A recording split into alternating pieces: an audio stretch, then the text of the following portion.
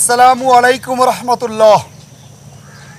আমরা যদি আমাদের এই প্রিয় মাতৃভূমিকে সুন্দর করতে চাই, স্বপ্নের সোনার বাংলাদেশ করতে চাই, আমাদেরকে মানবিক হতে হবে। একেবারে আমাদের দেশের মাছ বিক্রেতা থেকে শুরু করে একেবারে সরকার পর্যন্ত, উচ্চপদস্থ কর্মকর্তা পর্যন্ত আমাদের ম্যাক্সিমাম দুর্নীতিবাজ, আমাদের ম্যাক্সিমাম নিজেরা শুধু লাভ লাভ আর লাভের আশায় ঘুরি। নিজেরা অর্থ বিত্ত বৈভবের জন্য এমন কোনো এহেন অপরাধ নাই যা আমরা করি না। দেখুন, আমরা একটা উদাহরণ দেই। যেমন ডাক্তাররা তো মানবিক হওয়ার দরকার। চিকিৎসা পেশা হচ্ছে সবচেয়ে বড় মহান পেশা। কিন্তু দুঃখের বিষয়, আমাদের কোনো গর্ভধারিণী মা কিংবা বোন যখন হসপিটালে যায়, ক্লিনিকে যায়, তখন কিছু নার্স, ওয়ার্ড বয় দৌড়ায় এসেই যেন আগেই মোটিভেশন করা শুরু করে দেয় যে বাচ্চা মারা যাবে, বাচ্চার মা মারা যাবে, তাড়াতাড়ি করেন, অবস্থা খারাপ, সিজার করতে হবে। একেবারে সিজার করাবার জন্য যেন তারা প্রথম থেকেই মোটিভেশন শুরু করে। রুগী দেখা নেই, একেবারে আগে থেকে ট্রেনিং দেওয়া। সন্তান সম্ভাবনা, বাচ্চা প্রসবনী মা বোন আসলেই সিজারের কথা বলাটা যেন তাদের দায়িত্বের মধ্যে পড়ে গেছে। এবং সত্যিই তাই। ডাক্তারের কাছে বললে ডাক্তারও যে বলে ফেলে, মা বাঁচাবেন না সন্তান বাঁচাবেন। সন্তান আর মাকে বাঁচাতে হলে পরিস্থিতি যা দাঁড়িয়েছে, সিজার ছাড়া উপায় নাই।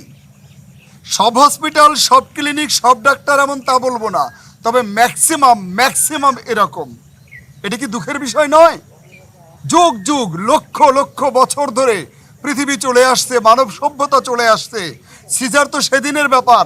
তাহলে এই হাজার হাজার বছর ধরে এই যে মা বোনেরা সন্তান জন্ম দিচ্ছেন, তাদের তো সিজার লাগতো না? কোটি কোটি কোটি মানুষ পৃথিবীতে এসেছে, চলে গেছে, তাদের তো সিজার লাগতো না? এখন সিজার সিজার সিজার। পৃথিবীর উন্নত দেশগুলোতে সিজার নিয়ে এত কথা নাই। আমার এই সোনার বাংলাদেশে একেবারে সন্তান সম্ভাবনা মা বোন আসলেই সিজার করতেই হবে, এটাই যেন ম্যান্ডেটরি হয়ে পড়েছে। আরেকটি কথা বলি, আমি যদি প্রাণীর কথা বলি, যদিও প্রাণীর কথা বলা উচিত নয়, তবুও বলতে বাধ্য হচ্ছি।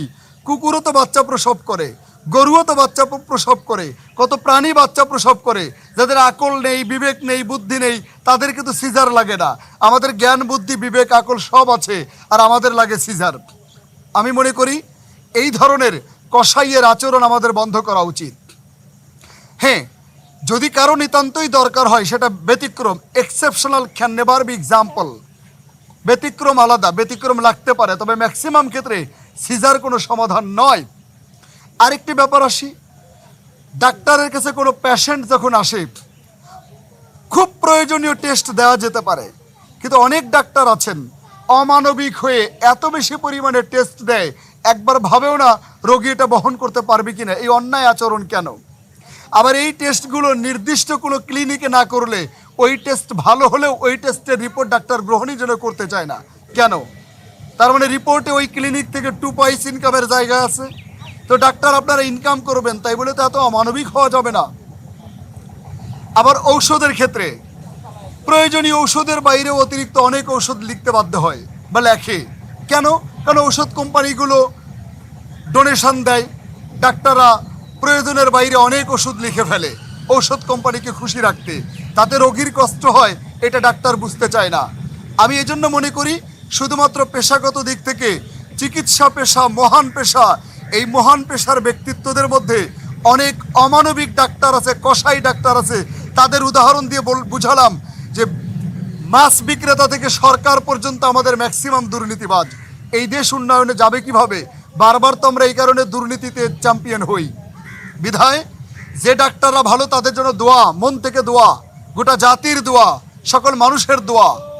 এবং যে ডাক্তার রোগীর পাশে সত্যিই মানবিক, হৃদয় দিয়ে চিকিৎসা কাজ পরিচালনা করে, রোগীকে ভালোবাসে, আন্তরিকভাবে স্নেহ শ্রদ্ধা রাখে এবং স্বচ্ছ নিয়েতে চিকিৎসা করার চেষ্টা করে, আমার বিশ্বাস এ দৃশ্যে আল্লাহর আরশে আজিম খুশি হয়ে যায়। অতএব ডাক্তার যারা, তারা মানবিক হন। আর অমানবিক কসাই ডাক্তার, তাদেরকে বলি চিকিৎসক হওয়ার আগে ভালো মানুষ হন, ভালো মানুষ হওয়ার কোনো বিকল্প নেই। আসসালামু আলাইকুম রহমতুল্লাহ।